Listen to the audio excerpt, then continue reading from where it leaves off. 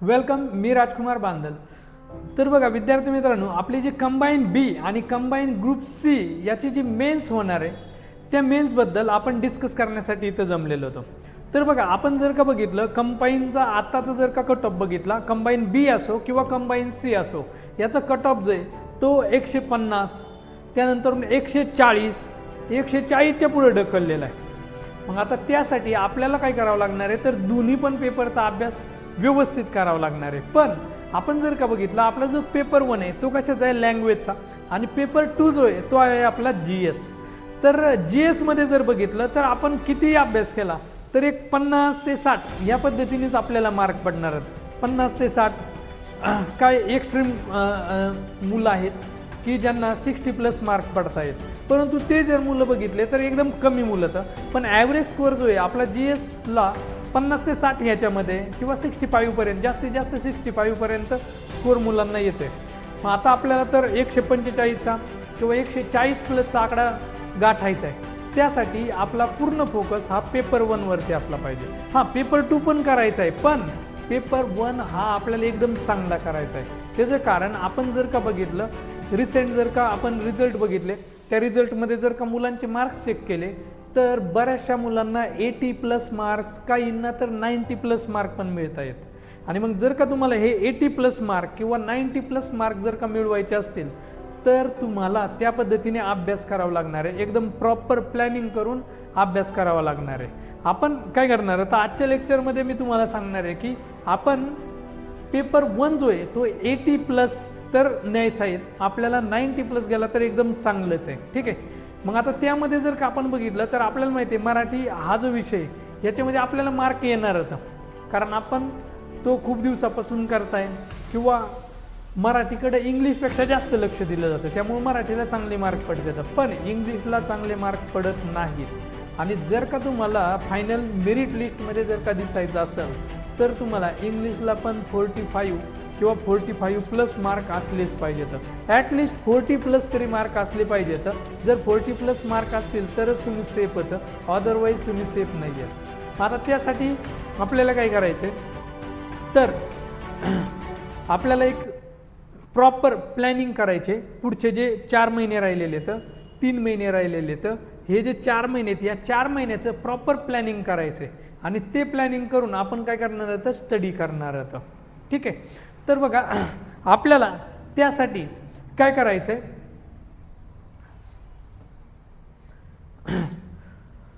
दोन गोष्टी बघायच्यात आपल्याला, कंबाईन बी आणि सी 2025 जी मेन्स आहे तिच्यासाठी, किंवा बाकीचे जेवढ्या काय मेन्स येणार आहेत, मग 26 असो 27 असो किंवा कोणतीही मेन्स असो, त्या मेन्सचा स्टडी करण्यासाठी आपल्याला एक स्ट्रॅटेजी डेव्हलप करायची आहे। बघा आपल्याला सगळ्यात पहिल्यांदा बघायचं आहे ग्रामर, त्यानंतरून बघायचं आहे व्होकॅब, आणि त्यानंतरून कॉम्प्रेहेन्शन। आता जर का आपण बघितलं तर 90% मुलांचं पूर्ण फोकस हा ग्रामरवरती असतो, त्यानंतरून व्होकॅब आणि कॉम्प्रेहेन्शन 90% मुलं कॉम्प्रेहेन्शन पाहतच नाहीत, पण ते 5 मार्कला विचारलं जातं, त्या 5 मार्कांसाठी पण आपण तयारी केली पाहिजे, ठीक आहे। आता जर का आपण बघितलं, जर का आपण रिसेंट पेपर्स बघितले आयोगाचे, तर याच्यामध्ये ग्रामर जे हे ग्रामर जास्त मार्कला विचारलं जातं, व्होकॅब जे हे व्होकॅब ग्रामरपेक्षा थोडंसं कमी मार्कला विचारलं जातं, आणि कॉम्प्रेहेन्शन हे 5 मार्कलाच विचारलं जातं। आता काय करायचं बघा की आपल्याला दोन्हींचा पण स्टडी करायचा आहे, ग्रामरचा पण करायचा आहे आणि व्होकॅबचा पण करायचा आहे। पण आपल्याला हे करत असताना एक सगळ्यात महत्त्वाची आणि चांगली गोष्ट अशी करायची आहे की आपलं जे ग्रामर आहे ते परफेक्ट करायचं आहे। त्याचं कारण असं की ग्रामर जे आहे ना हे लिमिटेड आहे, त्याच्या बाहेर ग्रामर येणार नाही। एक फार तर सेंटेन्स चेंज होतात, पण ग्रामरच्या बाहेर आणखीन काही नवीन शोध लागू शकत नाहीत। पण आपलं जे व्होकॅब आहे हे अनलिमिटेड आहे। व्होकॅब तुम्ही कितीही करा, बाजारामधलं कोणतंही बुक घ्या आणि त्याच्यामधलं कंटिन्यू व्होकॅब करा, तरी पण तुम्हाला आउट ऑफ व्होकॅबला मिळतील याची काही गॅरंटी नाही आहे। मग आपण जर का बघितलं तर कंबाईन बीला बघा 2024ला ग्रामर जे ते 26 मार्कला विचारलं होतं, मॉडरेट टू टफ लेवलचं होतं. व्होकॅब जे ते 19 मार्कला होतं, इजी होतं आणि PYQ कॉपीड होतं. त्यातले जवळजवळ 8 ते 9 क्वेश्चन हे PYQ कॉपीड होते आणि बाकीचे जे 8 राहिलेले प्रश्न होते त्यातले पण 4 ते 5 कॉमन सेन्सने सुटण्याजोगे होते. चार व्होकॅबचे जे वर्ड होतं ते थोडेसे अवघड विचारले होते. त्यानंतर कॉम्प्रहेन्शन आपला रेग्युलर आहे 5 मार्काला, कॉम्प्रहेन्शन मॉडरेट लेवलचा राहतोय. 2023ला जर का आपण बघितलं तर ग्रामर 29 मार्कला विचारलं. तर बघा इथं 26 मार्कला विचारलं, इथं काय आहे 29 मार्कला, म्हणजे 29 क्वेश्चन हे ग्रामरचे होते. व्होकॅब जे ते आपलं 16 मार्कला विचारलं होतं, ते पण इजी आणि PYQ कॉपीड होतं. त्यानंतर कॉम्प्रहेन्शन आपल्याला माहिती आहे 5 मार्कला इजी होतं, पण नॉर्मली कॉम्प्रहेन्शन हे काय टफ असं विचारलं जातं आयोगाकडून. इथं जर बघितलं ग्रुप C 2024ला बघा ग्रामर 24ला आणि व्होकॅब 21 मार्कला विचारलं आहे. म्हणजे ग्रुप Cला आपलं जे ग्रामर आणि व्होकॅब आहे हे जवळजवळ आणलेले आहे. Bला ग्रामरला थोडासा जास्त वेटेज आहे आणि व्होकॅबला कमी आहे. ठीक आहे. आता कॉम्प्रहेन्शन 5 मार्कला विचारले. C 2023ला बघा 24 मार्कला ग्रामर विचारलं होतं, 21 मार्कला व्होकॅब विचारले. कॉम्प्रहेन्शन 5 मार्कला, ग्रामरची जी लेवल आहे ती इझी होती, व्होकॅब जे टफ विचारलं होतं. त्याचं कारण आयोगाने काय केलं होतं, व्होकॅब जे PYQ कॉपीड केले होते, प्लस त्यांनी काय केलं होतं नवीन काही व्होकॅब आणले होते आणि ते नवीन व्होकॅब बऱ्याचशा मुलांचे चुकले होते. म्हणून मी सुरुवातीला म्हणणार आहे व्होकॅब हे अनलिमिटेड आहे. व्होकॅबचा तुम्ही कितीही दिवस अभ्यास करीत राहिले तरी व्होकॅब हे संपणारं नाही. आता इथं कॉम्प्रहेन्शन आउट ऑफ मार्क पडण्याजोगं होतं. 2022ला बघा 18 मार्काला ग्रामर विचारलं होतं, 17 मार्काला व्होकॅब विचारलं होतं आणि कॉम्प्रहेन्शन 5 मार्कला विचारलं होतं. ग्रामर इझी होतं, व्होकॅब जे मॉडरेट टू टफ विचारलं होतं. ठीक आहे. मग आता आपण हे जे बघितलं ना की आपलं ग्रामर आहे ते कंबाईन Bला आणि Cला जास्त मार्काला विचारलं जातं आणि व्होकॅब जे ते थोडंसं कमी मार्काला विचारलं जातं. तर आपण काय करतोय, ही जी नवीन बॅच आहे जी आपली 30 तारखेला नवीन बॅच सुरू होणार आहे कंबाईन B आणि कंबाईन Cच्या मेन्ससाठी, तर ह्याच्यामध्ये आपण काय करणार तर वेटेज ग्रामरला जास्त देणार होतं आणि आपले जे व्होकॅब होतं हे व्होकॅब आपण काय करणार होतं तर सगळ्यात पहिल्यांदा PYQ ऑल व्होकॅब जे आपले आहेत 2012 पासून ते 2025 पर्यंत आजच्या डेटपर्यंतचे जेवढे काही व्होकॅब होतं ते सगळे PYQ व्होकॅब आपण काय करणार त्याच्यामध्ये कव्हर करणार होतं टोटली. आता ते जे व्होकॅब होतं ते कव्हर आपण कसे करणार होतं तर पिक्टोरियल फॉर्मॅटमध्ये. म्हणजेच कसं आहे बघा आपण जे व्होकॅब आहे ते पिक्टोरियल फॉर्मॅटमध्ये करणार आहोत, म्हणजे तिथं चित्र टाकलेलं असणार आहे किंवा एखादा व्हिडिओ टाकलेला असणार आहे. फॉर एक्झाम्पल हा वर्ड बघा, आता राज्यसेवा 2021ला विचारला होता, हे जे चित्र आहे याच्यामध्ये तुम्हाला काय दिसतंय बरं, हे चीटिंग करते.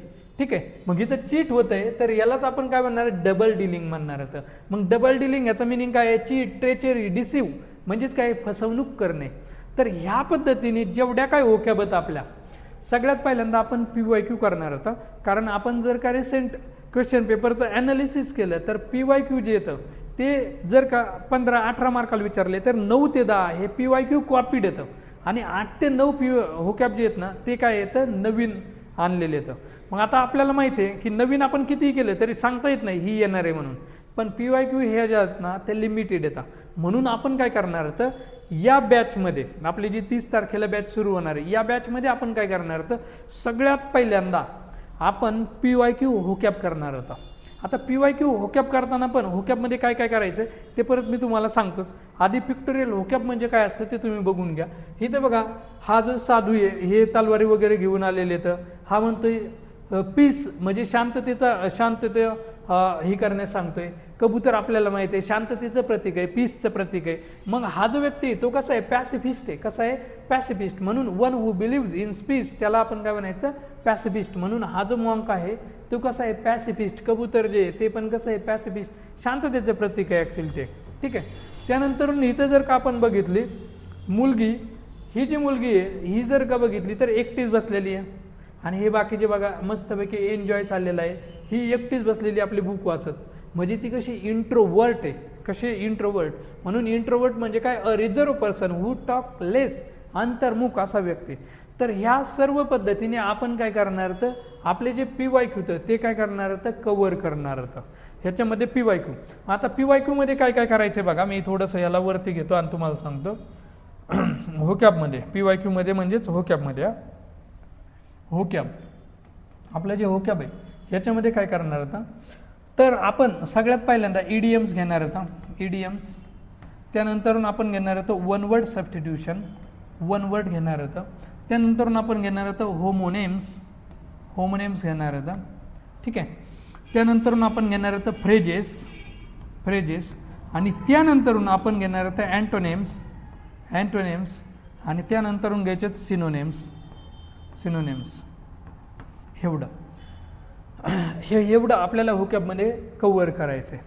मग बघा आता मी सगळ्यात पहिल्यांदा प्रेफरन्स EDMs आणि वन वर्ड सबस्टिट्यूशनला देईल. त्याचं कारण EDMs आणि वन वर्ड सबस्टिट्यूशन जे येतं ते एक्झामला जास्त विचारले जातात.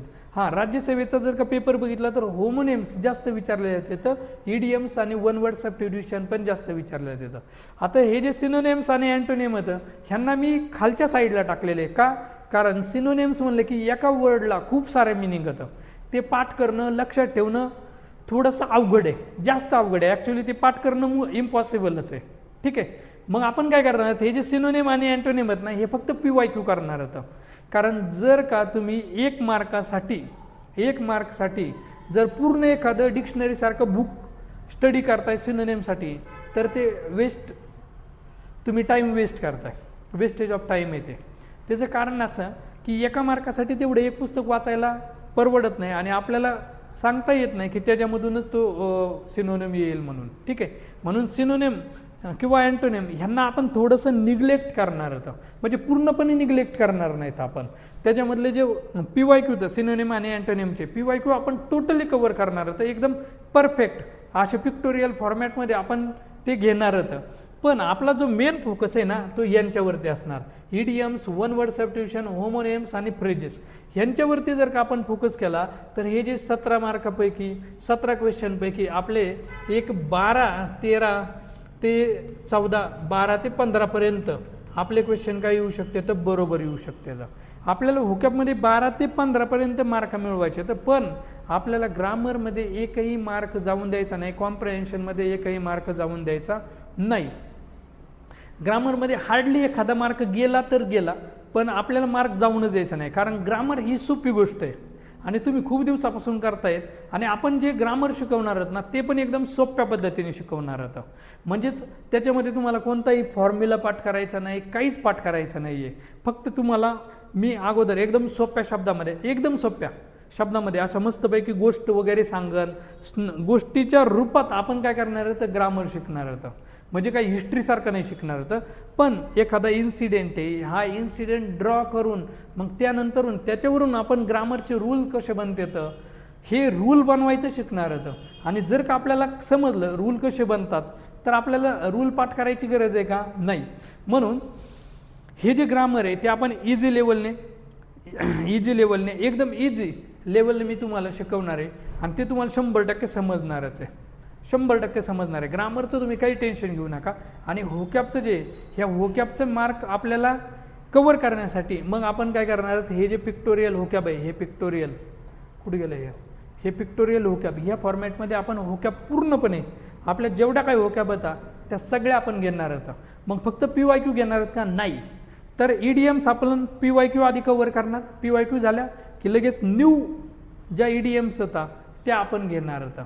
त्यानंतर आपले वन वर्ड सबस्टिट्यूशन, आधी PYQ one word substitution cover, त्यानंतर न्यू वन वर्ड सबस्टिट्यूशन आपण काय करणार आहोत स्टार्ट करणार आहोत.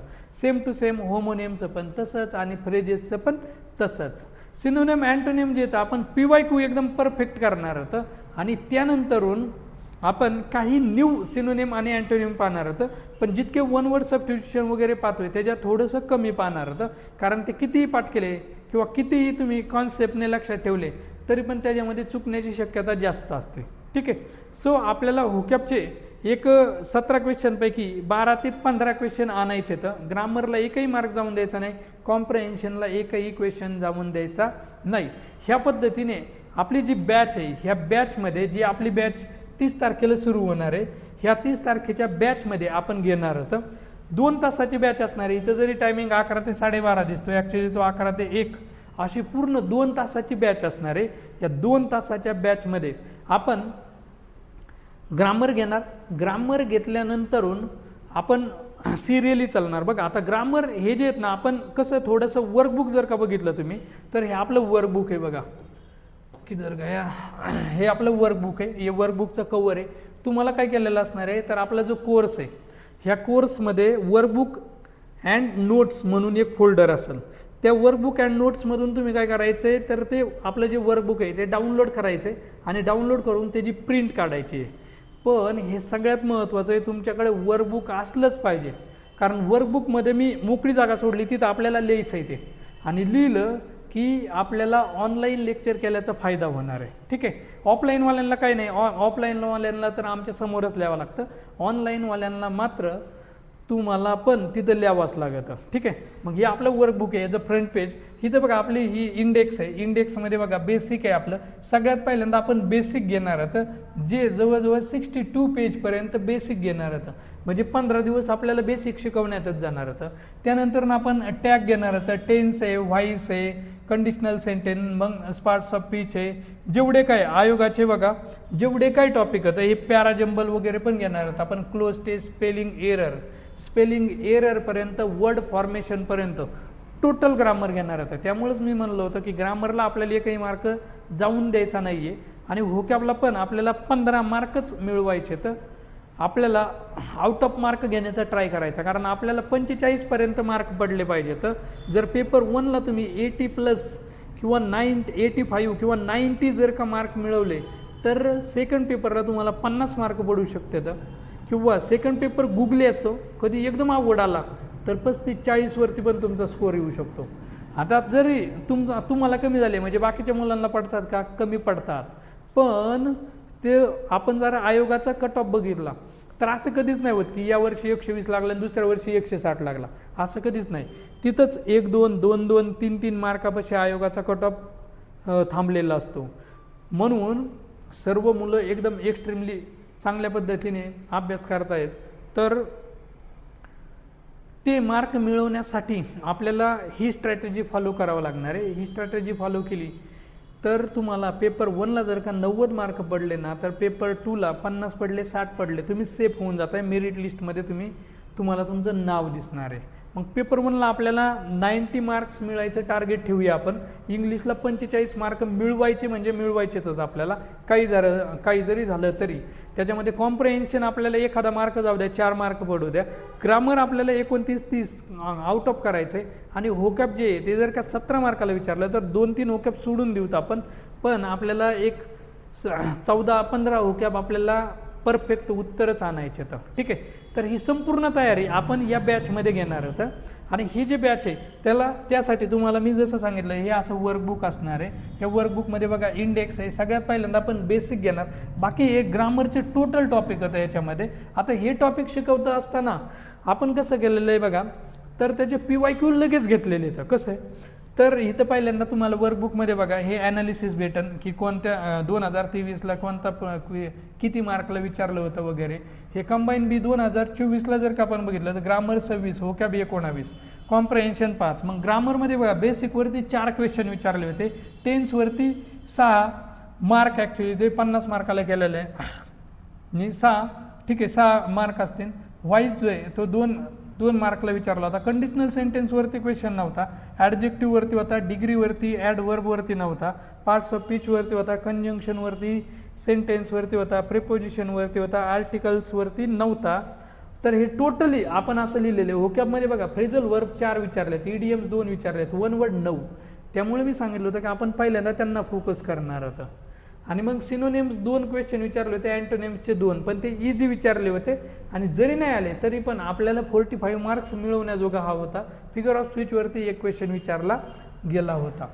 तर इथं पिक्टोरियल होकॅबचं मी जसं सांगितलं आहे तसं आता मी सांगत होतो की बघा, आता समजा आपला टेन्सचा टॉपिक झाला, आयडेंटिफाय द टेन्स असा टॉपिक झाला, तर याच्यावरती हे बघा आता इथं क्वेश्चन विचारलेलं इथं STI 12, राज्यसेवा 2022, engineering pre 17, engineering pre 2014, STI 2004, BMC 2023, तलाठी 2023, हे आपण काय केलेलं आहे तर याच्यामध्ये क्वेश्चन ॲड केलेले आहेत.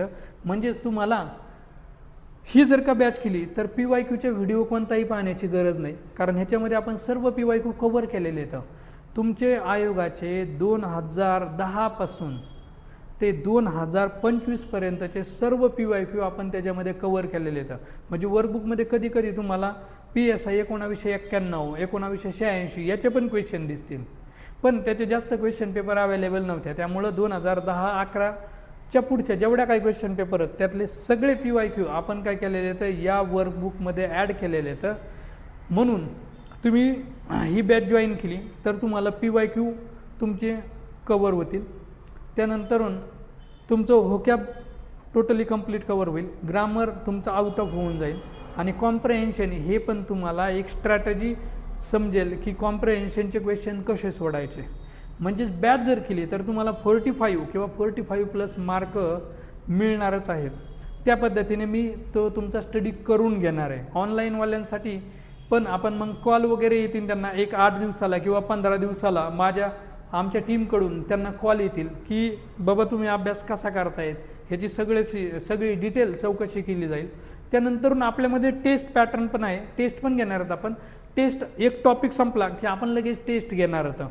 त्या टेस्टचं लगेच ॲनालिसिस असणार आहे आणि त्यानंतरून तुम्हाला काही प्रॉब्लेम असेल ऑनलाईनवाल्यांना तर तुम्ही कमेंट करू शकता, तिथं लगेच तुमचा प्रॉब्लेम काय केला जाईल सॉल्व केला जाईल. किंवा तुम्ही एनी टाईम मला कॉल करू शकता, तुमचे जे क्वेश्चन होतं त्याचे तुम्हाला उत्तर दिलं जाईल. ठीक आहे, तर ह्या पद्धतीने आपली बॅच आहे.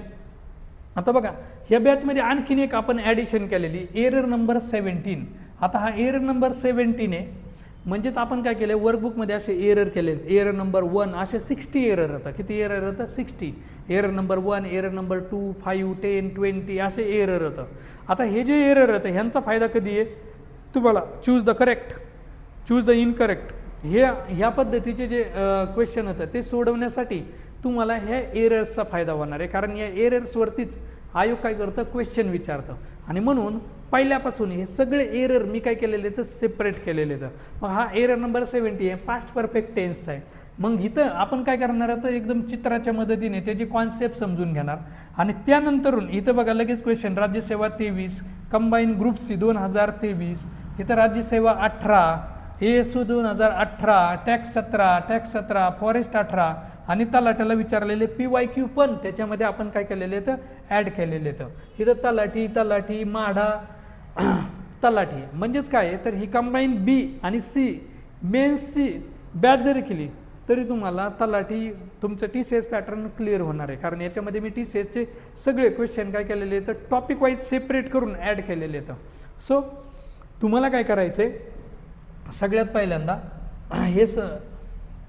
याच्यासाठी तुम्हाला एक गोष्ट करायची आहे की बघा ह्या व्हिडिओच्या लिंकमध्ये आपल्या ॲपची लिंक दिलेली आहे आणि त्या लिंकवरती जायचं आहे, तिथून ॲप डाउनलोड करायचं आहे. ॲप डाउनलोड केल्यानंतरून तिथं इंग्लिश ग्रामरचा कोर्स दिसन बांदल सर या नावाने, इंग्लिश ग्रामर बांदल सर. ठीक आहे का, MPSC कंबाईन B आणि C मेन्ससाठीचा. तर तो जो कोर्स आहे तो परचेस करायचा आहे. त्यानंतरून तुम्हाला जसं आमचे क्लासमध्ये लेक्चर असणार आहेत, हायब्रिड बॅच आहे ॲक्च्युअली ती हायब्रिड बॅच. तुम्ही रेकॉर्डेड बॅच पण घेऊ शकता, रेकॉर्डेड बॅच पण आपल्या अवेलेबल आहे, ती तुम्ही तिथून परचेस करू शकता. रेकॉर्डेड बॅचची प्राईस जी आहे ती एकदम कमी आहे आपली आणि हायब्रिड बॅचची प्राईस जी आहे ती पण कमी आहे. रेकॉर्डेड बॅच जर का पण तुम्ही घेतली तर 6 महिन्याची व्हॅलिडिटीची रेकॉर्डेड बॅच ही फक्त आणि फक्त 299 रुपयाला आहे आणि आपली जी हायब्रिड बॅच आहे ती 499 रुपयाला आहे. ती बॅच जी आहे ती जसं लाईव्ह चालणार आहे आपलं क्लासमध्ये जसं असणार आहे तसंच तुम्हाला ऑनलाईनला होणार आहे. म्हणजे तुम्हाला क्लासमध्ये बसल्यासारखंच फिलिंग येणार आहे. त्यामुळं तुम्ही ॲप डाउनलोड करा, तिथून आपल्या ज्या बॅच येतात त्या काय करा परचेस करा आणि तुम्हाला काही प्रॉब्लेम आला तर सॉल्व करायला आपली टीम आहेच. ठीक आहे, तर आपली बॅच जी आहे ती 30 तारखेला सुरू होणार आहे. त्यामुळं व्यवस्थित अभ्यास करा. तर बॅचचं जे पहिलं लेक्चर आहे त्याच्यामध्ये आपण काय करणार तर अभ्यास कसा करावा वगैरे ते तर परत एकदा मी डिस्कस करून सांगणारच आहे. प्लस आपण ही जी बॅच आहे ह्या बॅचचा टार्गेटच हेच आहे की तुम्हाला 45 मार्क पडलेच पाहिजेत. आता आपण थोडंसं काय करूत माहिती आहे का, स्टडीची स्ट्रॅटेजी डिस्कस करू. तर आपल्याला स्टडी कसा करायचा आहे बघा, ह्याला मी थोडंसं वरती लावतो. तर आपल्याला इंग्लिश ग्रामर 45 मार्क्स मिळवायचे, 45 प्लस मार्क्स मिळवायचे. तर आपण ग्रामर सगळ्यात पहिल्यांदा आपण ग्रामर घेणार आहोत. तर आता तुम्हाला ग्रामरला बुक कोणतं विकत घेण्याची गरज नाही. तर आपल्याला काय करायचं आहे, आपलं वर्कबुक जे आपलं वर्कबुक हे जे वर्कबुक आहे ते वर्कबुक घ्यायचं आहे आणि ह्या वर्कबुक तुम्हाला काय करायचं आहे, सॉल्व करायचं आहे, ह्याच्यामधून लिहायचं आहे तुम्ही. तर तुमचं ग्रामरचे सगळे क्वेश्चन सॉल्व होऊन जातील. ठीक आहे. प्लस याच्याबरोबर तुम्ही काय करू शकता, तर PYQचं एक कोणतंही बाजारातलं बुक घ्या, PYQचं एक कोणतंही बुक घ्या. त्या बुक तुम्हाला काय होईल, तर आपण काय करत असतो बघा, आपला एक टॉपिक झाला समजा टेन्स झाला, तर टेन्स झाला की आयोगाची PYQ त्याच्यामध्ये आपण घेतोच. पण तुम्हाला जर का परत प्रॅक्टिससाठी PYQ करायचे असतील तर बाजारातून एक बुक घ्या. आपलं पण बुक येतं आहे PYQ ॲनालिसिसचं, पण त्याला थोडासा टायमिंग लागणार आहे, 1-2 ते 3 महिने लागणार आहेत. त्यामुळं मी इथं आपल्या बुकचं नाव सांगितलं नाही. पण तुम्हाला इंग्लिशचं कोणतंही बुक विकत घेण्याची गरज नाही आहे, कोणत्याही नोट्स विकत घेण्याची गरज नाही आहे. तुम्ही फक्त वर्कबुक घ्या आणि ते सॉल्व करा, तुमचं ग्रामरचे मार्क आउट ऑफ होऊन जाते ना. आणि PYQचं काही टेन्शन नाही घ्यायचं, कारण आपला टॉपिक संपला की सर्व PYQ आपण परत एकदा घेणार होतं. त्यामुळं PYQचं पण टेन्शन नाही. पण तरी तुम्हाला जर प्रॅक्टिस करायला लागत असेल तर बाजारामधलं कोणतंही PYQचं बुक तुम्ही घेऊ शकता. आता होकॅब आहे, होकॅबसाठी काय करायचं आहे, तर होकॅबसाठी बघा तुम्हाला काहीच गरज नाही आहे. होकॅब जे येतं आपण पिक्टोरियल होकॅब घेणार होतं, म्हणून पिक्टोरियल होकॅब घेणार होतं. त्यासाठी तुम्हाला कोणत्याही बुकची गरज नाही आहे. हां, तुम्हाला जर काही एक्स्ट्रा स्टडी करायचा असेल, आपल्या PDF जे येतात त्या PDF फॉर्मॅटच्या मध्ये नाही भेटणार आहेत. सध्या तुमच्या बॅचला वर्कबुक जे आहे ते लेट भेटणार आहे. त्यामुळं जे होकॅबचं वर्कबुक आहे ते तुम्हाला ज्यावेळेस एंडिंगला येईल त्यावेळेस ते भेटून जाईल. ते वर्कबुक जरी केलं तरी तुम्हाला बाकीच्या कोणत्याही पुस्तकाची गरज राहणार नाही आहे. सो तुम्ही फक्त मी जसं सांगितलं आहे तसं फॉलो करा, तुम्हाला नक्की 45 मार्क्स मिळतील, 45 प्लस मार्क मिळतील. ठीक आहे. तर भेटूया पुन्हा एकदा आपण 30 तारखेला आपल्या डेमो लेक्चरला. 30 आणि 1 तारखेला आपलं डेमो लेक्चर असणार आहे. त्यानंतरून 2 तारखेला आपलं बेसिक नंबर 1 याचं लेक्चर सुरू होईल. तर पटकन तुम्ही काय करायचं आहे, जायचं आहे तिथून डिस्क्रिप्शनमधून आपल्या ॲपची लिंक डाउनलोड करायचं आहे, तिथून आपला कोर्स बाय करा. तुम्हाला 2 तारखेला 30 तारखेपासून आपले लेक्चर सुरू झालेले दिसतील. तर आज इथंच आपण थांबूया. थँक्यू.